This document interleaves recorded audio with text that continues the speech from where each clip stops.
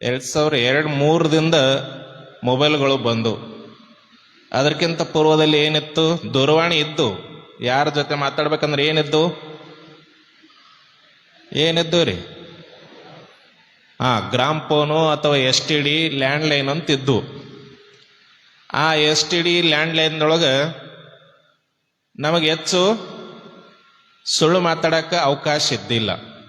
ಆದ್ರೆ ಈಗ ಮೊಬೈಲ್ ಬಂದು ಎಷ್ಟು ಸುಳ್ಳು ಮಾತಾಡತ್ತೀವಿ ನಮಗೆ ಗೊತ್ತಾಗಲ್ಲ. ಕೆಲವೊಬ್ರು ಆಫೀಸ್ಗೆ ಹೊಂಟಿರ್ತಾರೆ, ಬಾಸ್ ಫೋನ್ ಮಾಡ್ತಾ ಇರ್ತಾನೆ, ಸರ್ ಆನ್ ದ ವೇ ಅಂತ ಹೇಳ್ತೀವಿ ನಾವು. ಇರ್ತಾನೆ ಮನ್ಯಾಗ ನಾಷ್ಟ ಮಾಡ್ತಿರ್ತಾನೆ. ಯಾಕೆ ಲೇಟ್ ಆಗಿರ್ತದ, ಹೆಂಡತಿ ಬೈತಾ ಇರ್ತಾಳೆ, ಈ ಕಡೆ ಬೈಗಳ, ಮತ್ತು ನಾವು ಕರೆ ಹೇಳಿದಪ್ಪ ಅಲ್ಲಿ ಒಂದು ಬೈಗಳ ಬರ್ತದ ಅಂತೇಳಿ ಅದಕ್ಕೇನು ಮಾಡ್ತೀವಿ? Sir on the way sir, traffic signal ಅದ, ಆನ್ ದ ವೇ ಅಂತ ಹೇಳ್ತೀವಿ ನಾವು. ಎಷ್ಟು ಸುಳ್ಳು ಮಾತಾಡಿಸ್ತದ್ರಿ ಮೊಬೈಲ್. ಈ ಮೊಬೈಲು ಕೂಡಿಸ್ತದನು ಕಳಿಸ್ತದನು. ಅದಕ್ಕೆ ಮೊಬೈಲ್ ಬಂದಂತ್ರ ಕರೆಗೆ ಬೆಲೆ ಇರಲಾರ್ದಂಗೆ ಆಗ್ಯದ. ಆದರೆ ನೀವೆಷ್ಟು ಸುಳ್ಳು ಮಾತಾಡಕ್ಕೆ ಮೊಬೈಲ್ ನಿಮ್ಗೆ ಅವಕಾಶ ಮಾಡ್ತದೋ ಅಷ್ಟೇ ಸಿಗಿಸ್ತದ ಹೋಗಿ ಎಲ್ಲಾದರೂ. ಯಾಕೆ ಈಗ ಕೆಲವೊಂದು ಆಫೀಸ್ನೊಳಗೆ GPS ಅದನ್ನು ಹಾಕ್ಬಿಟ್ಟಾರ ನಿಮ್ಮ ನಂಬರ್ಗಳಿಗೆ. ಸುಳ್ಳು ಮಾತಾಡೋಕ್ಕೆ ಬರಲ್ಲ GPS ಇತ್ತಪ್ಪಂದ್ರೆ. ಅಂದ್ರೆ ನೀವು ಎಲ್ಲಿದ್ರಿ ಅಂತೇಳಿ ಅವ್ರ ಮೊಬೈಲ್ದಾಗ ಕಾಣ್ತಾ ಇರ್ತದೆ. ಹಂಗಿತ್ತಪ್ಪಂದ್ರೆ ಅವಾಗ ಕರೆನೇ ಮಾತ್ರ ಬೇಕಾಗ್ತಲ್ರಿ. ಅದನ್ನೂ ಬಂದರೂ ಬರ್ತದೆ ಇಲ್ಲಿ ಮುಂದೆ. ಕೆಲವೊಂದಕ್ಕೆ ಬಂದಾವ, ಈಗ ಇನ್ನು ಸರ್ವಿಸ್ ಸಾಧಾರಣ ಮೊಬೈಲ್ಗಳಿಗೆ ಬಂದಿಲ್ಲ. ಇರಲಿ, ಏನೇ ಇಲ್ಲಿ ಟೆಕ್ನಾಲಜಿನ ಯೂಸ್ ಮಾಡ್ಕೊಳ್ಳಿ ಬೇಡನಲ್ಲ, ಆದರೆ ಹಿತಮಿತವಾಗಿ ಯೂಸ್ ಮಾಡ್ಕೋಬೇಕು.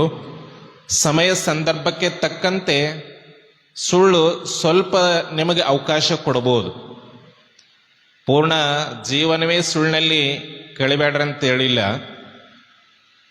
ಸಮಯ ಸಂದರ್ಭ, ನಿಮ್ಮ ಒಂದು ಸುಳ್ಳಿನಿಂದ ನೂರಾರು ಮಂದಿಗೆ ಲಾಭ ಆಗ್ತತಪ್ಪಂದ್ರೆ ಅಥವಾ ಸಾವಿರಾರು ಮಂದಿಗೆ ಲಾಭ ಆಗ್ತತಪ್ಪಂದ್ರೆ ಅದು ಧರ್ಮದ ಕೆಲಸ ಅಂತ ಹೇಳ್ತಾರೆ.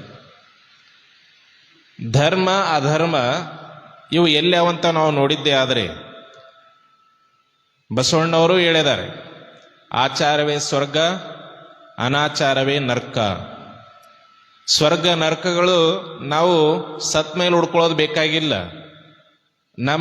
ನಾವು ಜೀವಂತ ಇದ್ದಾಗೆ ನಾವು ಏನು ವ್ಯವಹಾರ ಮಾಡ್ತೀವಲ್ಲ, ಆ ವ್ಯವಹಾರದಿಂದ ನಾವು ಏನನ್ನ ಪಡಿತೀವಿ ಅಲ್ಲೇ ತಿಳಿಸ್ತದೆ ನಮಗೆ. ಈ ಸತ್ಯ ಮತ್ತು ಸುಳ್ಳುಗಳು ಅಂದರೆ ಧರ್ಮಕದ ಯಾವಂತ ಕೇಳಿದಾಗ, ಒಂದು ಸುಳ್ಳಿನಿಂದ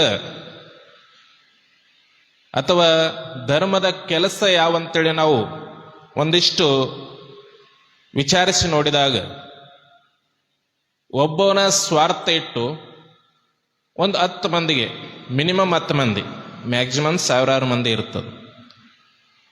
ನಾವು 10 ಮಂದಿಗೆ ಒಳಿತಾಗ್ತಾ ಇತ್ತು, ಒಬ್ಬವನಿಗೆ ಅದರಿಂದ ಆ ಕೆಲಸದಿಂದ ಒಳಿತಾಗ್ತಾ ಇತ್ತು, 10 ಮಂದಿಗೆ ನುಕ್ಸಾನ್ ಆಗ್ತಾ ಇತ್ತು. ಅಂದ್ರೆ ಅದಕ್ಕೇನಂತೀರಿ ನೀವು? ಅದರಿಂದ ಲಾಸ್ ಆಗ್ತಾ ಇತ್ತು. ಅಂತ ಕೆಲಸ ನಾವು ಧರ್ಮದ ಕೆಲಸ ಅನ್ನಲ್ಲ, ಅದು ಅಧರ್ಮದ ಕೆಲಸ ಅಂತ ಅನಿಸ್ಕೊಂತದ್ದು. ಒಬ್ಬವನಿಗೆ ನುಕ್ಸಾನ್ ಆಗ್ತಾ ಇತ್ತು, ಒಬ್ಬವನಿಗೆ ಅದರಿಂದ ಅಡಿಯಡಿಚನ ಆಗ್ತಾ ಇತ್ತು, ಅದರಿಂದ ಸಾವಿರಾರು ಮಂದಿಗೆ ಲಾಭ ಆಗ್ತಾ ಇತ್ತಪ್ಪ ಅಂದ್ರೆ ಅದು ಧರ್ಮದ ಕೆಲಸ ಅಂತ ಹೇಳ್ತಾರೆ. ಅಂಥದ್ರಲ್ಲಿ ನಾವು ಸುಳ್ಳು ಹೇಳ್ಬೋದು. ಸುಳ್ಳು ಹೇಳ್ರ, ಈಟತನ ಸುಳ್ಳು ಹೇಳ್ಬೇಡ್ರಿ ಅಂತ ಹೇಳ್ಯಾರ, ನೀವಿದ್ರೆ ಸುಳ್ಳು ಹೇಳ್ರಿ ಅಂತ ಜಗದ್ರುಳು ಹೇಳ್ತಾರಂತ ಅವರು ಒಂದು ಮಧ್ಯದಲ್ಲಿ ಹೇಳಿದ್ರು. ಅದಕ್ಕೆ ಒಂದು ಉಕ್ತಿ ಇತ್ತು, 1000 ಸುಳ್ಳು ಹೇಳಿ, ನಿಮ್ ಕಡೆಯಿಂದ ಕೇಳಬೇಕಾಗಿದೆ, ಯಾಕೆ ಅಲ್ಲಿಂದ ತಪ್ಪಲತ್ತದ. 1000 ಸುಳ್ಳು ಹೇಳಿ ಒಂದು ಮದುವೆ ಮಾಡುವಂತ ಗಾದೆ ಅದು. ಆದ್ರೆ ಈಗ ಅದು ಉಲ್ಟಾಗ್ಯದ. 1000 ಸುಳ್ಳು ಹೇಳಿ ಒಂದು ಮದುವೆ ಮಾಡು. ಯಾಕೆ ಮದುವೆ ಎಂಬುದು ಒಳ್ಳೆಯ ಕೆಲಸ, ಧರ್ಮದ ಕೆಲಸ. 1000 ಸುಳ್ಳು ಹೇಳಾದ್ರೂ ಒಂದು ಮದುವೆ ಮಾಡಬೇಕು ಅಂತ ಗಾದೆ ಅದ. ಆದ್ರೆ ಈಗ ಜನತೆ ಕಾಲ ಅದೇ ಅದ, ಜನರ ಮನೋಭಾವನೆ ಬೇರೆ ಆಗ್ಯಾವ. 1000 ಸುಳ್ಳು ಹೇಳಿ ಮದುವೆ ಮಾಡಂತ ಇದೇ ಕಾಲದಾಗ ಹೇಳದ, ಈಗ ಇದೇ ಕಾಲದಲ್ಲಿ 1000 ಸುಳ್ಳು ಹೇಳಿ ಒಂದು ಮದುವೆ ನಿಂದ್ರಿಸ್ಲತ್ತಾರ.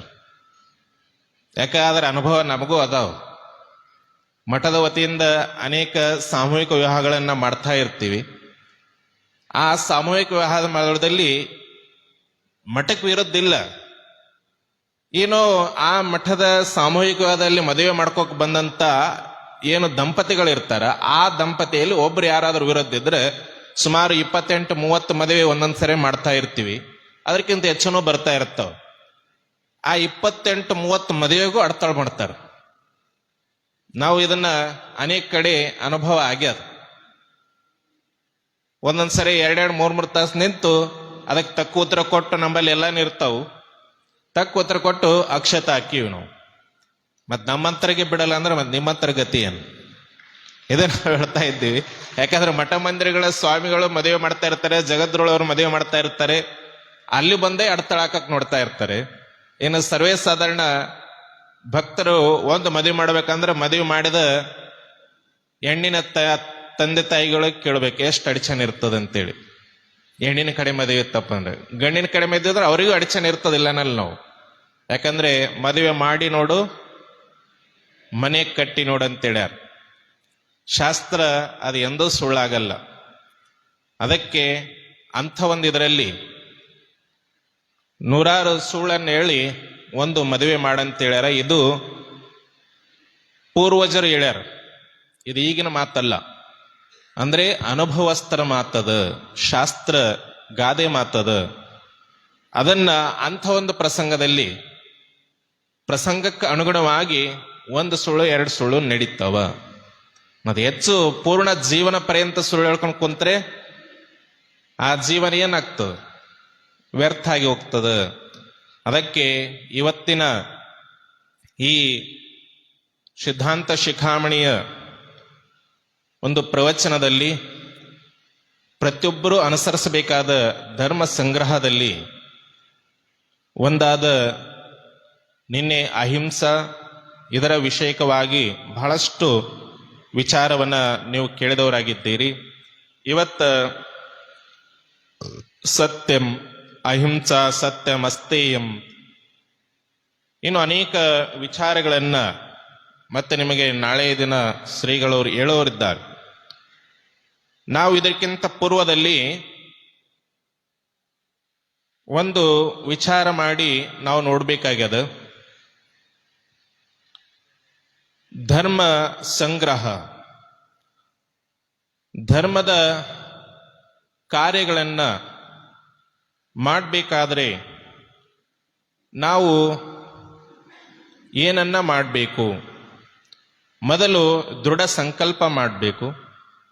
ಇವತ್ತೆಂಗ ನೀವು ಕಥೆಯಲ್ಲಿ ಕೇಳಿದ್ರಿ, ಉದಾಹರಣಾರ್ಥವಾಗಿ ಒಬ್ಬ ಕಳ್ಳನ ಒಂದು ಸಂಕಲ್ಪ,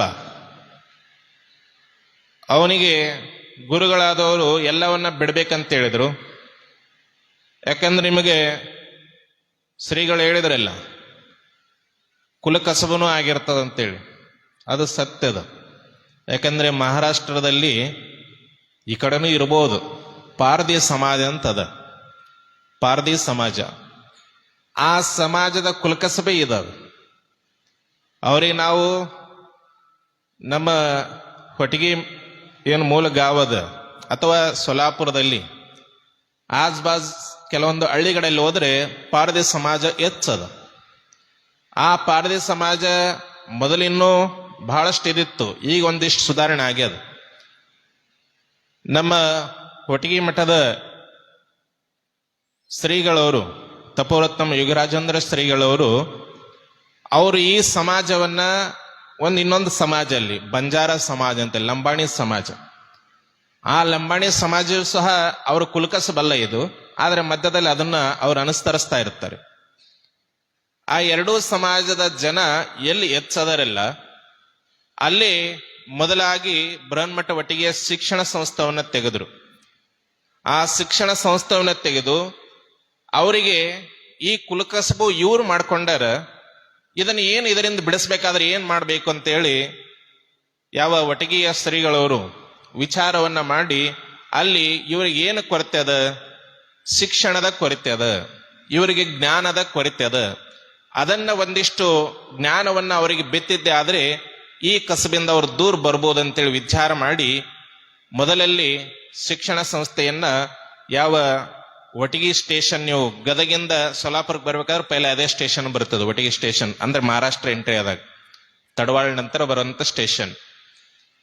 ಆ ಸ್ಟೇಷನ್ದಲ್ಲಿ ಅಲ್ಲಿ ತಮ್ಮ ಬೃಹನ್ಮಠವಟಿಯ ಶಿಕ್ಷಣ ಸಂಸ್ಥೆಯನ್ನ ಅಲ್ಲಿ ತೆಗೆಯುವುದರ ಮುಖಾಂತರವಾಗಿ ಇವತ್ತ ಅಲ್ಲಿಯ ಶಿಕ್ಷಣ ಸಂಸ್ಥೆದ ಸದುಪಯೋಗವನ್ನ ಅನೇಕ ಏನು ಪಾರ್ದಿ ಸಮಾಜದ ಮಕ್ಕಳು, ಅದರ ಜೊತೆಗೆ ತಮ್ಮ ಲಂಬಾಣಿ ಸಮಾಜದ ಅಂದ್ರೆ ತಮ್ಮ ಬಂಜಾರ ಸಮಾಜದ ಮಕ್ಕಳು ಮತ್ತು ಅದರ ಜೊತೆಗೆ ಹಿಂದೂ ಲಿಂಗಾಯತ, ವೀರಶೈವ ಲಿಂಗಾಯತ ಮಕ್ಕಳು ಸಹ ಅದರ ಉಪಯೋಗವನ್ನು ಪಡ್ಕೊಂಡು ನಿಮಗೆ ಹೇಳ್ತೀವಿ ಎಂದ ಅವರ ಕುಲಕಸಬು ಏನಾಗಿತ್ತು, ಈಗ ಹೇಳಿದ್ರಲ್ಲ ಕಳ್ಳತನವೇ ಅವ್ರ ಕುಲಕಸಬಾದಂತ ಆ ಸಮಾಜದ ಇವತ್ತ IAS ಆಫೀಸರ್ ಆಗಿ ಒಬ್ಬೊಬ್ಬರು ಲೇಡೀಸ್ ತಯಾರಾಗಿದ್ದಾರೆ. ಮೊನ್ನೆ ಅವರು ಮನೆಯನ್ನ ದೋಚೋರು, ಕಳ್ಳತನವೇ ನಮ್ಮ ಕುಲಕಸಬು ಅಂತ ಬದುಕೋರು, ಅಲ್ಲಿ ಒಬ್ಬ ಗುರುಗಳಾದವರು ಪ್ರಯತ್ನ ಹೆಂಗ್ ಮಾಡಿದ್ರ ಅಂತ ಹೇಳಿದ್ರೆ ಆ ಕುಲಕಸಬಂದ ಬಿಡಿಸ್ಬೇಕಂತ ಹೇಳಿ ಅವರಿಗೆ ಶಿಕ್ಷಣವನ್ನ ಕೊಟ್ಟು ಆ ಒಂದು ಕಳ್ಳರನ್ನ ಹಿಡಿಯುವಂತ ಅಧಿಕಾರಿಯಾಗಿ, ಕೇವಲ ಪೊಲೀಸ್ ಆಗಿ ಮಾಡ್ಲಿಲ್ಲ, IAS ಆಫೀಸರ್ ಅಲ್ಲ. ಮೊನ್ನೆ ಯಾಕೆನ ಒಂದು ಪಗಾರ ಶ್ರೀ ಬೃಹನ್ಮಠ ಒಟ್ಟಿಗೆ ಪೈಲ ಅಂದ್ರೆ ಮೊದಲ ಪಗಾರಕ್ಕೆ ಎಷ್ಟದ ಅದನ್ನೆಲ್ಲ ಶಿಷ್ಯವೃತ್ತಿಗೆ ಅಂತ ಹೇಳಿ ಕೊಟ್ಟಾಳೆ. ಗರೀಬ್ ವಿದ್ಯಾರ್ಥಿಗಳ, ಬಡ ಮಕ್ಕಳ ಒಂದು ಶಿಷ್ಯವೃತ್ತಿಗೆ ಆ ಒಂದು ಬೃಹನ್ಮಠ ಒಟ್ಟಿಗೆ ಸಮರ್ಪಣೆ ಮಾಡಿದ್ದು. ಇದು ಸುಮ್ಮನೆ ಹೇಳ್ತಾ ಇಲ್ಲ, ಸ್ವತಃ ನಾವೇ ತಗೊಂಡ್ವಿ ಆ ಚೆಕ್ ಅನ್ನ. ಅಂದ್ರೆ ಆಕೆಗೆ ಮಾನ್ ಸನ್ಮಾನ ಇವಾಗ ದಿಲ್ಲಿಯಲ್ಲಿ ಟ್ರೈನಿಂಗ್ ತಗೊಂಡು ಬರ್ತಾ ಇದ್ದಾಳೆ. ಅದಕ್ಕೆ ಒಬ್ಬ ಗುರು ಪ್ರಯತ್ನ ಮಾಡಿದಪ್ಪ ಅಂದ್ರೆ ಧರ್ಮವನ್ನ ಅಥವಾ ಸಮಾಜವನ್ನ ಯಾವ ತರ ಬದಲಾಯಿಸಕ್ಕೆ ಸಾಧ್ಯ ಆಗ್ತದಂತೇಳಿ ಯಾವ ಬೃಹನ್ಮಠ ಒಟ್ಟಿಗೆಯ ಹಿರಿಯ ಪೂಜ್ಯರು ತಪರತ್ನಮ ಯೋಗಿರಾಜೇಂದ್ರ ಶಿವಾಚಾರ್ಯರು ಮೊದಲ ಶಿಕ್ಷಣ ಸಂಸ್ಥೆಯನ್ನು ಅಲ್ಲಿ ತೆಗೆದು ಆ ನಂತರದಲ್ಲಿ ಅನೇಕ ಶಿಕ್ಷಣ ಸಂಸ್ಥೆವನ್ನ, ಸುಮಾರು 54 ಶಿಕ್ಷಣ ಸಂಸ್ಥೆಯನ್ನ ಯಾವ ಮಹಾರಾಷ್ಟ್ರ ಮತ್ತು ಕರ್ನಾಟಕದ ಗಡಿ ಭಾಗದಲ್ಲಿ ತೆಗೆದು ಎಲ್ಲಾ ಬಡ ಮಕ್ಕಳಿಗೆ ವಿದ್ಯಾಭ್ಯಾಸವನ್ನ ಹಂಚಿದಂತ ಕೀರ್ತಿ ಅದು ತಪೋರತ್ನಮ ಯೋಗಿರಾಜೇಂದ್ರ ಶಿವಾಚಾರ್ಯ ಬೃಹನ್ಮಠ ಒಟ್ಟಿಗೆ ಅಧ್ಯಕ್ಷರಿಗೆ ಸಲ್ತದೆ. ಇವತ್ತ ಯೋಗಾಯೋಗ ವಿಷಯ ಬಂತಂತ ಹೇಳಿದ್ವಿ, ಯಾಕಂದ್ರೆ ಪೂರ್ವಾಶ್ರಮ ಅದೇ ಮಠದವ್ರು ನಾವು. ಇವಾಗ ಜಗದ್ದುಳತ್ವ ಪಡ್ಕೊಂಡಿವಿ, ಆದ್ರೆ ಇಂದು ಸಹ ಆ ಮಠದ ಶಿಕ್ಷಣ ಸಂಸ್ಥೆವು ನಡೆಸ್ತಾ ಇದ್ವಿ. ಅದರ ಜೊತೆಗೆ ಪೀಠದ ಎಲ್ಲ ಏನು ಸನ್ನಿಧಿಯವರು ಆದೇಶ ಮಾಡ್ಯಾರ ಆ ಆದೇಶ ಪ್ರಕಾರ ನಡೆಸ್ತಾ ಇದ್ವಿ. ಅದಕ್ಕೆ ಒಬ್ಬ ಗುರು ಆದವನು ಪ್ರಯತ್ನ ಮಾಡಬೇಕು, ಛಲವನ್ನು ಹೊಂದಿರಬೇಕು. ಅದ್ರ ಜೊತೆಗೆ ಭಕ್ತರ ಸಹಕಾರವೂ ಸಹ ಅಷ್ಟೇ ಮುಖ್ಯ ಅದು. ಯಾಕಂದ್ರೆ ಶಿವಾಚಾರ್ಯರು ತನ್ನ ಎಲ್ಲಾ ಜೀವನವನ್ನು ಅದಕ್ಕೆ ಸಮರ್ಪಣೆ ಮಾಡಿರ್ತಾನ. ಅವರು ಮಾಡ್ಲಕ್ಕೆ ದಿನ ಹಗಲಿರುಳು ಕಷ್ಟಪಡ್ತಾ ಇರ್ತಾರೆ.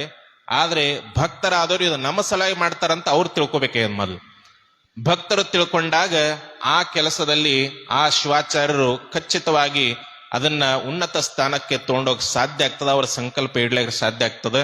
ಅದೇ ತರನಾಗಿ ಇವತ್ತ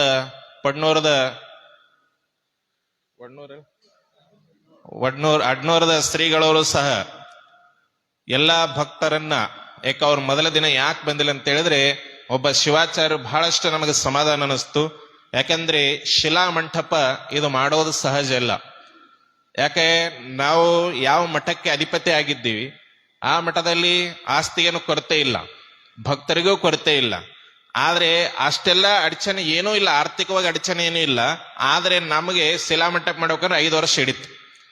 ಯಾಕೆ ಮಧ್ಯದಲ್ಲಿ ಕೊರೋನಾ ಬಂದು 3 ವರ್ಷ ಅದರಾಗ ಹೋದ್ವು. ಆ ನಂತರ ವರ್ಕರ್ ಸಿಗ್ಲಿಲ್ಲ. ಯಾಕಂದ್ರೆ ಕಲ್ಲಿನ ಕೆಲಸ ಮಾಡ್ಬೇಕಂದ್ರೆ ಇದು ಸಹಜ ಅಲ್ಲ, ಅದು ನಾವು ಅನುಭವ ನಮಗದ. ಅದಕ್ಕೆ ಅವರಿಗೆ ಯಾವಾಗ ನಮಗೆ ಮೊನ್ನೆ ತಾನೇ ಫೋಟೋವನ್ನ ತೋರಿಸಿದ್ರು, ಅವರ ಹಿರಿಯ ಶ್ರೀಗಳ ಒಂದು ಸಮಾಧಿಯನ್ನ ಯಾವ ಶಿಲಾ ಮಂಟಪದಲ್ಲಿ ಮಾಡ್ತಾ ಇದ್ದದ್ ನೋಡಿದ್ರೆ ಬಹಳಷ್ಟು ಆನಂದ ಅನಿಸ್ತು. ಅದಕ್ಕೆ ಅವರು ಶ್ರಮವನ್ನ ಪಟ್ಟು ಇಡೀ ಊರೂರಿಗೆ ಭಕ್ತರ ತನಕ ಗುರುವಿನ ನಡೆ ಭಕ್ತರ ಕಡೆಗೆ ಅನ್ನೋ ಹಾಗೆ ಅಲ್ಲಿ ಅವರ ಒಂದು ಕಾರ್ಯವನ್ನ ಮಾಡ್ತಾ ಇದ್ರೆ. ಮೊದಲಲ್ಲಿ ಬಂದ್ರೆ ನಮಗೆ ಪರ್ಮಿಷನ್ ಕೇಳಿದ್ರು ಅವ್ರು, ಹಿಂಗಾದ್ರೆ ಸನ್ನಿಧಿ ನಾವು ಬರಕ್ ಆಗಲ್ಲ ಕಾರ್ಯಕ್ರಮ, ನಂತರ ಮತ್ತೆ ಬಂದ್ಯದಲ್ಲಿ ಬಂದು ಹೋಗ್ತೀನಿ ಅಂತ ಹೇಳಿದಾಗ ನಮಗೆ ಆನಂದ ಆಗಿ, ಯಾಕಾಗ್ಲಿ ನೀವು ಕಾರ್ಯವನ್ನ ಮಾಡಿ ಆ ಕಾರ್ಯ ಅಂದ್ರೆ ಅದನ್ನು ಗುರುಗಳ ಕೆಲಸ ಅದ, ಅದು ದೊಡ್ಡ ಸನ್ನಿಧಿಯವರ ಒಂದು ಅವರಿಗೆ ಆ ಮಠಕ್ಕೆ ಏನು ಆಗೋದಕ್ಕೆ ಅವರ ಆಶೀರ್ವಾದ ಏನಿತ್ತಲ್ಲ ಅವರು, ಯಾಕಂದ್ರೆ ನಿಮ್ಮೆಲ್ಲರಿಗೂ ಗೊತ್ತೇ ಇದೆ ಈ ಗದಗ ಮಹಾನಗರಕ್ಕೆ ಅವರು ಹೊಸಬ್ರೇನಲ್ಲ. ಅವರ ಸೇವೆ, ಸನ್ನಿಧಿಯವರ ಸಲ್ಲಿಸಿದ ಸೇವೆಕ್ಕೆ ಅವರಿಗೆ ತಕ್ಕ ಫಲ ಅಂತ ಹೇಳಿದ್ರೆ ಒಳ್ಳೆಯ ಒಂದು ಮಠಾಧೀಶರಾಗಿ ತಮ್ಮ ಕಾರ್ಯವನ್ನು ಅವರು ಮಾಡ್ತಾ ಇದ್ದಾರೆ. ಅದಕ್ಕೆ ಅವರ ಒಂದು ಏನು ಶಿಲಾ ಮಂಟಪ ತೋರಿಸಿದ್ರು, ನಾವೊಂದು ಇದು ಮಾಡಲ್ ಕೊಡ್ರಿ ನಮ್ಗಂತ ಹೇಳಿದ್ವಿ. ಯಾಕೆ ಎಲ್ಲೆಲ್ಲಿ ಶಿಲಾಗಳು ಮಂಟಪಗಳು ಆಗ್ತವ ಅದು ಶಾಶ್ವತವಾಗಿರ್ತದೆ.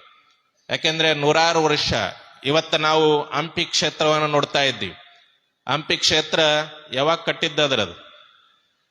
ಯಾರೋ ಶ್ರೀಕೃಷ್ಣ ಎಲ್ಲಿ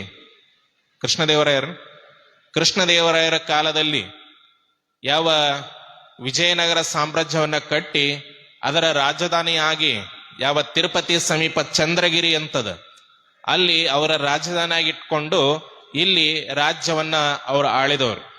ಅಂಥ ಒಂದು ಅನೇಕ ಶತಮಾನಗಳು ಕಳೆದು ಹೋಗಿವೆ. ಅವರು ಕಟ್ಟಿದಂಥ ದೇವಾಲಯಗಳು ನೂರಾರು ವರ್ಷ ಕಳೆದು ಹೋಗಿ ಇವತ್ತು ನಮಗೆ ನಮ್ಮ ಮನುಷ್ಯರದನ್ನು ನುಕ್ಸಾನ ಮಾಡ್ಯವ್ರ ಹೊರತಾಗಿ ನಿಸರ್ಗ ನುಕ್ಸಾನ ಮಾಡಿಲ್ಲ. ಯಾಕೆಂದ್ರೆ ಮೊಘಲಿಯರ ಆಕ್ರಮಣ ಅದರಲ್ಲಿ ಒಂದಿಷ್ಟು ನುಕ್ಸಾನ ಆಗ್ಯಾವ, ಮೂರ್ತಿಗಳು ಭಗ್ನ ಆಗ್ಯಾವ.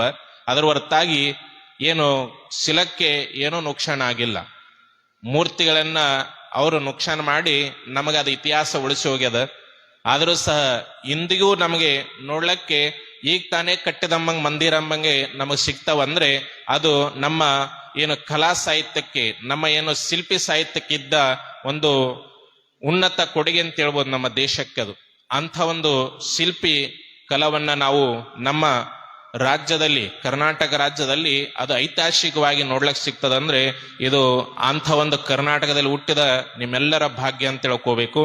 ಅಂಥ ಒಂದು ಕಲಾ ಅದನ್ನ ಬಹಳಷ್ಟು ಪ್ರಯತ್ನ ಮಾಡಿ, ಯಾವುದೇ ಮಂದಿರಕ್ಕೆ ನಾವು ಹೋದಾಗ, ಯಾವುದೇ ಒಂದು ಪ್ರವಾಸ ಸ್ಥಾನಕ್ಕೆ ನೀವು ಹೋಗ್ತಾ ಇರ್ತೀರಿ, ಅಲ್ಲಿ ಕಲ್ಲಿಂದ ಎಲ್ಲಾ ಪ್ರವಾಸ ಏನಾದರೂ ಶಿಲಾ ಮಂಟಪಗಳನ್ನು ಮಾಡಿದ್ರಪ್ಪ ಅಂದ್ರೆ ಕೆಲವೊಬ್ರು ವಲಸ್ ಚಟ ಅಂತ ಇರ್ತಾವ. ಅದಕ್ಕೆ ಏನಂತ ನೀವು ಹವ್ಯಾಸಗಳು, ವಲಸ ಹವ್ಯಾಸಗಳು. ಇವ್ರೇನು ಒಂದಿಷ್ಟು ಮಣ್ಣು ಒತ್ತಿರಲ್ಲ, ಒಂದಿಷ್ಟು ಕಲ್ಲು ಒತ್ತಿರಲ್ಲ, ಒಂದಿಷ್ಟು ನೀರು ಹಾಕಿರಲ್ಲ, ನೀರು ಹೊಡೆದಿರಲ್ಲ, ಅಂದ್ರೆ ಗೋಡೆಗೆ ನೀರು ಹೊಡೆದಿರಲ್ಲ. ಅವರು ಇಂದ್ಲವರು ಎಷ್ಟೋ ಕಷ್ಟಪಟ್ಟು ಮಾಡಿ ಹೋಗಿರ್ತಾರೆ. ಅಲ್ಲಿ ಹೋಗಿ ಇವ್ರ ಹೆಸರು ಏನ್ ಮಾಡ್ತಾರೆ, ಅದಕ್ಕೆ ಕಲ್ಲಿಗೆ ತೊಗೊಂಡು ಕಲ್ಲು ಬಡದು ಅವ್ರಿಗೆ ನೀವು ಇವ್ರುಗಳ ಹೆಸರು ಆಗ್ತಾ ಇರ್ತಾರೆ. ಅಂಥವ್ರು ಯಾರಾದ್ರೂ ಮಾಡ್ತಾ ಇದ್ರಪ್ಪ ಅಂದ್ರೆ ಅವ್ರಿಗೆ ಚಲೋ ಬುದ್ಧಿ ಹೇಳ್ರಿ. ಯಾಕೆ ಹಿರಿಯರು ಅಷ್ಟು ಕಷ್ಟಪಟ್ಟು ಮಾಡ್ಯಾರ ಅಂತೇಳಿ ಇವತ್ತು ನಮಗ್ ನೋಡ್ಲಕ್ ಸಿಗ್ತಾ ಇದ್ದಾವೆ. ಅಂತ ಶಿಲೆಯನ್ನ ನೀವು ಹಾಳು ಮಾಡಬೇಡ್ರಿ ಅಂತೇಳಿ ಅಂಥವ್ರಿಗೆ ಸರ್ಕಾರವು ಸಹ ಬುದ್ಧಿ ಹೇಳ್ತಾ ಇದೆ. ಆದ್ರೆ ಸರ್ಕಾರ ಪ್ರತಿಯೊಂದು ನೋಡ್ಲಕ್ ಆಗ್ತಾ ಇರಲ್ಲ. ಸರ್ಕಾರ ಅಂದ್ರೆ ಯಾರು? ನಾವೇ ಎಲ್ಲ ನಿರ್ಮಾಣ ಮಾಡಿದ ಸರ್ಕಾರ ಇರ್ತದ, ಮತ್ತೆ ಆ ಸರ್ಕಾರದ ಪ್ರತಿನಿಧಿಯಾಗಿ ನಾವೇ ಇರ್ತೀವಿ. ಅದಕ್ಕೆ ಪ್ರತಿಯೊಬ್ಬರ ಕರ್ತವ್ಯ ಆಗಿರ್ತದ. ಅಂತ ಯಾತ್ರಾ ಸ್ಥಳಕ್ಕೆ ಹೋದಾಗ ಅಲ್ಲಿ ಸ್ವಚ್ಛತೆಯನ್ನ ನಾವೆಲ್ಲರೂ ಕಾಪಾಡಬೇಕಾಗ್ತದ. ಅದು ನಮ್ಮೆಲ್ಲರ ಕರ್ತವ್ಯನ ಆಗಿರ್ತದ. ಅದಕ್ಕೆ ಅಂಥ ಒಂದು ಕಾರ್ಯವನ್ನ ಪ್ರತಿಯೊಬ್ಬ ಭಕ್ತ ಬಳಗ ಮಾಡಬೇಕು. ಇವತ್ತ ಈ ಒಂದು ವಿಷಯ, ಯಾಕಂದ್ರೆ ನಮಗೆ ಯಾವಾಗ ಆಶೀರ್ವಚನೆ ಮಾಡ್ಲಿಕ್ಕೆ ಮೈಕ್ ಬರ್ತದ ಸುಮಾರು 10 ಗಂಟೆ ಸಮೀಪ ಬಂದಿರ್ತದ. ಅದ ಏನ್ ಮಾಡ್ಬೇಕು, ಏನ್ ವಿಷಯ ಹೇಳ್ಬೇಕಂತ ನಮಗೂ ಸಮಯನೇ ಅನುಕೂಲ ಆಗ್ತಾ ಇಲ್ಲ. ಆದರೂ ಸಹ ಯಾಕಂದ್ರೆ ಎಲ್ಲವೂ ಮಾಡ್ಬೇಕಾಗ್ತದೆ. ಎಲ್ಲವೂ ಕಾರ್ಯಕ್ರಮದ ಪ್ರತಿಯೊಬ್ಬರೂ ಸಹ ಇಲ್ಲಿ ನಾವು ನೆನೆಸ್ಬೇಕಾಗ್ತದೆ. ಕಾರ್ಯಕ್ರಮ ಮಾಡ್ಲಿಕ್ಕೆ ಪ್ರತಿಯೊಬ್ಬರ ಕೊಡುಗೆ ಅಷ್ಟೇ ಅಮೂಲ್ಯ ಇರ್ತದೆ. ಇವತ್ತ ನಾವು ಧರ್ಮದ ಕಾರ್ಯವನ್ನ ಮಾಡ್ಬೇಕಾದ್ರೆ ನಿನ್ನೆ ತಾನೇ ನಿಮಗೆ ಶ್ರೀಗಳವರು ಮೊನ್ನೆ ಹೇಳಿದ್ರು, ಹೆಣ್ಮಕ್ಳಿಗೆ ಏನೆಲ್ಲ ಅಲಂಕಾರಗಳು ಪ್ರಿಯ ಅಂತೇಳಿ. ಏನೇನು ಪ್ರಿಯ ಅವ್ರಿ? ಅವ್ರು ಬೇರೆ ಬೇರೆ ಹೆಸರು ಹೇಳಿದ್ರು. ಅವು ಅದಾವ ಇಲ್ಲಿ, ಅವು ಇಂದಲು ಹೆಸರು ಹೇಳಿದ್ರು, ವಂಕಿ ಡಾಬ ಏನ್ ಹೇಳಿರಲ್ರಿ, ಅವು ಏನ್ ಹೆಸರು ಹೇಳಿದ್ರು. ಅವು ಹಿಂದಿನ ಕಾಲದಾಗ ಇದ್ದು, ಈಗಿನ ಕಾಲದಾಗ ಬೇರೆ ಬೇರೆ ಅವ ನಕ್ಲೇಸು, ಅದಕ್ಕೇನೇನು ಅಂತ ನಮಗೂ ಗೊತ್ತಿಲ್ಲ ಹೆಸರುಗಳು. ಇರ್ಲಿ. ಹಸ್ತಸ್ಯ ಭೂಷಣಂ ದಾನಂ, ಕಂಠ ಸತ್ಯಸ್ಯ ಭೂಷಣಂ, ಸತ್ಯಂ ಕಂಠಸ್ಯ ಭೂಷಣಂ, ಶ್ರೋತ್ರಸ್ಯ ಭೂಷಣಂ ಶ್ರವಣಂ, ಭೂಷಣೈಹಿ ಕಿಂ ಪ್ರಯೋಜನಂ. ಮೊನ್ನೆ ತಾನೇ ನಿಮಗೆ ಶ್ರೀಗಳವರು ನಾವೆಲ್ಲರೂ ಅಲಂಕಾರ ಪ್ರಿಯರು, ಅದರಲ್ಲಿ ವಿಶೇಷವಾಗಿ ಅಂತ ಹೇಳಿದ್ರೆ ಹೆಣ್ಮಕ್ಳು. ಅವರಿಗೆ ಕೈಗೆ ಏನ್ ಬೇಕು? ಮನ್ಯಾಗ ಈ ಕಡೆ ಕೇಳ್ಬೇಕೇನ ಈ ಕಡೆ ಕೇಳ್ಬೇಕಾ? ಈ ಕಡೆ ಅವ್ರು ಎಲ್ಲ ಹೇಳ್ತಿರ್ತಾರೆ, ನನಗದು ಬೇಕು ನನಗದು ಬೇಕು ಅಂತ ಹೇಳತ್ತಿರ್ತಾರೆ. ಯಾಕೆ? ಹೆಣ್ಮಕ್ಳಿಗೆ ಅದು ದೇವರ ಕೊಟ್ಟ ಒಂದು ಇದನ್ಬೋದು, ಅದಕ್ಕೆ ಏನಂತ್ರಿ, ವರ ಅಂತ ಅನ್ಬೋದು. ಅದು ಅವ್ರಿಗೆ ವರ, ಅವ್ರಿಗೆ ವರ, ನಿಮ್ಗೆ ಶಾಪ. ಇರ್ಲಿ. ಯಾಕಂದ್ರೆ ಪ್ರತಿಯೊಬ್ಬ ಹೆಣ್ಮಕ್ಳು ಕೈಯಲ್ಲಿ ಅನೇಕ ಅಲಂಕಾರವನ್ನ ಮಾಡ್ಕೊಳ್ಳೋದನ್ನ ನಾವು ನೋಡ್ತಾ ಇರ್ತೀವಿ. ಯಾಕಂದ್ರೆ ಲಕ್ಷ್ಮಿ ಸ್ವರೂಪ ಅವ್ರು ಇರ್ತಾರೆ. ಅಲಂಕಾರ ಹೆಣ್ಮಕ್ಳು ಮಾಡ್ಕೊಂಡ್ರೆ ಶೋಭಾ, ಅದು ಮನೆಗೂ ಶೋಭಾ ಮತ್ತು ಅವರಿಗೂ ಶೋಭಾ ಇಲ್ಲನಲ್ಲ. ಆದ್ರೆ ಅಲಂಕಾರ ಮಾಡ್ಕೊಳ್ಳೋದೇ ನಾವು ಶ್ರೇಷ್ಠತ್ವ ಅಂತ ಹೇಳಲ್ಲ. ಇಲ್ಲಿ ಏನ್ ಹೇಳಿದರೆ, ಹಸ್ತಶ ಭೂಷಣಂ, ಅಲಂಕಾರ ಅಲ್ಲ, ಬಳೆಗಳಲ್ಲ, ದಾನ. ಹಸ್ತಶ ಭೂಷಣಂ ದಾನಂ, ಸತ್ಯಂ ಕಂಠಶ ಭೂಷಣಂ. ನಾವು ಕಂಠ ಅಂದ್ರೆ ಕೊರಳು, ಇದರಲ್ಲಿ ಹೆಣ್ಮಕ್ಳು ಏನೆಲ್ಲ ಹಾಕೊಂತ ನಿಮಗೆ ಗೊತ್ತು. ಗಂಡ್ಮಕ್ಳು ಏನೋ ಒಂದ್ ಸರ ಸಿಕ್ಕರ್ ಹಾಕೊಂತಾರೆ, ಅದನ್ನು ಇಲ್ಲ. ಯಾಕ ಅವ್ರಿಗೆ ಕೊಟ್ಟಿರ್ತಾರೆ ಎಲ್ಲ ಅವ್ರಿಗೆ. ಅವ್ರು ಏನಂತಾರ, ಹೆಣ್ಮಕ್ಳು ನಿಮಗೆ ವಿಚಾರ ಒಂದ್ ಹೇಳೋದಿಷ್ಟೇ, ಎಲ್ಲ ಕೇಳ್ತಾರೆ, ಎಲ್ಲಾನು ಕೊಟ್ಟಿರ್ತಾರೆ, ಏನೋ ಕಡಿಮೆ ಇಟ್ಟಿರಲ್ಲ. ಆದ್ರೂ ಅವ್ರಿಗೆ ಏನೋ ಕಡಿಮೆ ಅನಿಸ್ತಂದ್ ನೀವು ಅನ್ಬೋದು. ಆದ್ರೆ ಅವರು ದೂರದೃಷ್ಟಿ ಇಟ್ಕೊಂಡು ನಿಮಗ್ ಕೇಳ್ತಾ ಇರ್ತಾರೆ. ಬಂಗಾರ ಎಲ್ಲ ಇರ್ತದ, ಆದ್ರೂ ಸ್ವಲ್ಪ ರೇಟ್ ಕಡಿಮೆ ಆಗ್ಯದ ಗೊತ್ತಾಯ್ತಪ್ಪ ಅಂದ್ರೆ ಮಾರನೇ ದಿನ ಚಲೋ ಆಗ್ತದ. ಇಲ್ರಿ ಸ್ವಲ್ಪ ಬಂಗಾರ ತಗೊಂಡು ಒಂದ್ ಗುಂಜನ ತಗೊಂಡ್ ನೀಡ್ರಿ ಅಂತಾರ. ಯಾಕಂತಾರ, ಈಗ ರೇಟ್ ಕಡಿಮೆ ಆಗ್ಯದ, ಮುಂದ ನಮಗೆ ಹೆಣ್ಮಕ್ಳು ಹುಟ್ಟ್ಯಾರ, ಮತ್ ಅವ್ರಿಗೆ ಮದುವೆ ಮಾಡೋ ರೇಟ್ ಎಷ್ಟಿರ್ತದೇನೋ ಗೊತ್ತಿಲ್ಲ, ಅದಕ್ಕೆ ಈಗ ಸ್ವಲ್ಪ ತಗೊಂಡ್ ಇಟ್ಕೊಳ್ಳೋ ನೀಡ್ರಿ ಅಂತೇಳಿ ಅವ್ರು ಹೇಳ್ತಾ ಇರ್ತಾರ. ಹೊರತಾಗಿ ಅವ್ರಿಗೇನದು ಬೇಕಾಗಿರಲ್ಲ. ಯಾಕೆ ಅವ್ರಿಗೆ ಹಾಕೊಳ್ಳೋದು ದುನಿಯದ್ ಇರ್ತಾವ, ನೀವೆಲ್ಲ ಕೊಡಿಸಿರ್ತೀರಿ. ಆದ್ರೂ ಕಡಿಮೆ ಐತಪ್ಪ ಅಂದ್ ರೇಟು, ಇವತ್ತ ನಾವ್ ಹೇಳಿವಂತ ನಾಳೆ ರೇಟ್ ಕಡಿಮೆ ಮಾಡಿ ನೋಡ್ಲಿ. ಇಲ್ಲಿ ಯಾರು ಸರಾಬ್ ಬಜಾರ್ದವ್ರು ಅದ್ರನ್, ಜ್ಯುವೆಲರ್ಸ್ ಶಾಪ್ದವ್ರು ಅದ್ರನ್, ನಾಳೆ ಒಂದು ಆಫರ್ ಹಾಕ್ಬಿಡ್ಲಿ, ನಾಳೆ ಸಾಯಂಕಾಲ ಇಲ್ಲಿ ಬರಲ್ಲ ಇವರೆಲ್ಲ. ಎಲ್ಲಿರ್ತಾರ್ರಿ? ಅಲ್ಲಿ ಹೋಗಿರ್ತಾರ. ಆಫರ್ ನಡೀತಪ್ಪ ಮತ್ತೆ ಅಲ್ಲಿ ಹೋಗ್ತಾರೆ. ಮತ್ತೆ ಈಗ ಆಫರ್ ಕೊಡ್ಬೇಡ್ರಪ್ಪ, ಇನ್ನ 4 ದಿನ ನಂತರ ಕೊಡ್ರಿ ಆಫರ್. ಯಾವ ಗುರು ಪೂರ್ಣಿಮಾ ಆಫರ್ ಅಂತ ಹೇಳ್ರಿ ನಡೀತದ. ಪೂರ್ಣಿಮಾ ದಿನ ನಿಮಗೆ ಅಕ್ಷಯ ತೃತೀಯ ದಿನ ಆಫರ್ಗಳು ಇರ್ತಾವ, ಜ್ಯುವೆಲರ್ಸ್ ಶಾಪ್ನವ್ರು ಕೊಡ್ತಾ ಇರ್ತಾರೆ. ಇಲ್ಲಿ ಯಾಕಂದ್ರೆ ಬಂಗಾರದ ಹೇಳ್ಕೋಕ್ ಕುಂತ್ರು ಬಾಳ ಅದ. ಈ ಕೈಗೆ ಬಳೆಗಳಾಗ್ಲಿ ಅಥವಾ ಉಂಗುರಗಳಾಗ್ಲಿ ಇವೆಲ್ಲ ಭೂಷಣಗಳು ಅಲ್ಲ.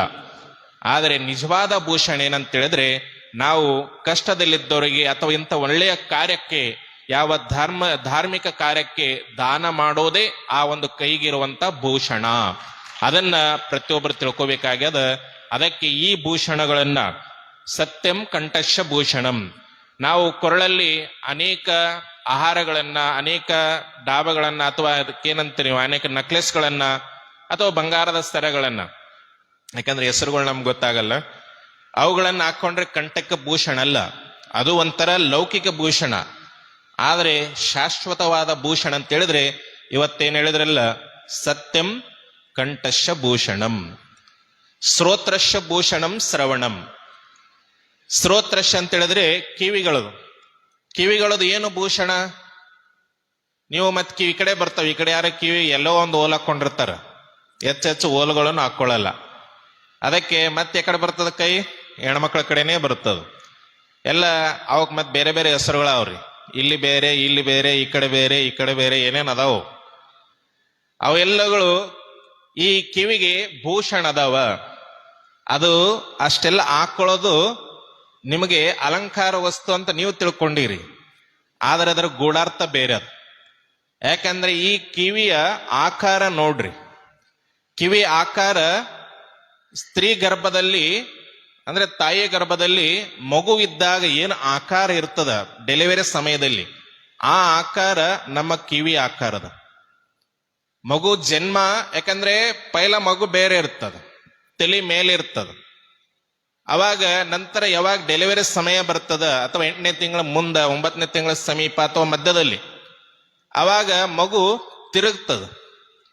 ತಿರುಗಿ ಪ್ರಸವ ಸಮಯಕ್ಕೆ ಯಾವ ತರ ಬೇಕು ಅದನ್ನ ಪರಮಾತ್ಮ ನಿರ್ಮಾಣ ಮಾಡ್ತಾನೆ. ತಾಯಿ ಬೇಕಂತ ತಿರುಗಿಸ್ಕೊಳಕ್ ಆಗಲ್ಲಕ್ಕೆ, ಆದ್ರೆ ಅದು ನಿಸರ್ಗದ ನಿಯಮ ಅದ. ಆ ನಿಸರ್ಗದ ನಿಯಮ ಪ್ರಕಾರ ತಿರುಗ್ತದ. ಆ ತಿರುಗಿದಾಗ ಈ ಕಾನ್ ಅವಸ್ಥೆ, ಈ ಒಂದು ಕಿವಿ ಅವಸ್ಥೆ ಗರ್ಭಾವಸ್ಥೆ. ಅದಕ್ಕೆ ಸ್ತ್ರೀಯರಿಗೆ ಗರ್ಭಾಶಯ ಇರೋದ್ರಿಂದ ಆ ಗರ್ಭಾಶಯಕ್ಕೆ ಅನೇಕ ಅದಕ್ಕೇನಂತ ನೀವು ಇನ್ಫೆಕ್ಷನ್ಗಳು ಆಗ್ತಾ ಇರ್ತವೆ. ಅದನ್ನ ಆಗ್ಬಾರ್ದು ಅಂತ ಹೇಳಿದಾಗ ಈ ಕಿವಿಗೆ ಇಷ್ಟೆಲ್ಲ ಅವರಿಗೆ ಹೆಚ್ಚು ಅಲಂಕಾರ ಕೊಟ್ಟಾರ. ಗಂಡ್ಮಕ್ಳಿಗೆ ಅಷ್ಟೆಲ್ಲ ಅಲಂಕಾರ ಮಾಡ್ಕೊಂಡ್ರೆ ಏನು ಉತ್ಸದನ ಅಂತ ಅಂತಾರ. ಆದ್ರೆ ಹೆಣ್ಮಕ್ಳು ಅಲಂಕಾರ ಮಾಡ್ಕೊಂಡ್ರೆ ಅವರಿಗೆ ಶೋಭಾಸ್ತದ ಕೂಡ. ಆ ನಂತರ ಕೇವಲ ಅಲಂಕಾರ ಮ್ಯಾಲ ದೋರ್ಸಕ್ಕಲ್ಲ, ಒಳಗ ಅವರ ಶರೀರ ರಕ್ಷಣೆಗೋಸ್ಕರವಾಗಿ ಅದ ಅಲಂಕಾರಗಳದಾವ. ಅದನ್ನ ತಾಯಂದ್ರು ತಿಳ್ಕೊಬೇಕಾಗ್ಯದ, ಮಕ್ಕಳಿಗೂ ತಿಳಿಸ್ಬೇಕಾಗ್ಯದ. ಯಾಕಂದ್ರೆ ಅದು ಅಲಂಕಾರ ನಿಮಗೆ ಹೇಳೋದಂತ ಹೇಳಿದ್ರೆ ಸಣ್ಣ ಮಕ್ಕಳಿಗೇನಷ್ಟು ಅದರ ಅಪೇಕ್ಷೆ ಇರಲ್ಲ. ಯಾವಾಗ ಸ್ತ್ರೀ ಋತುಮತಿ ಆಗ್ತಾಳ ಅಲ್ಲಿಂದ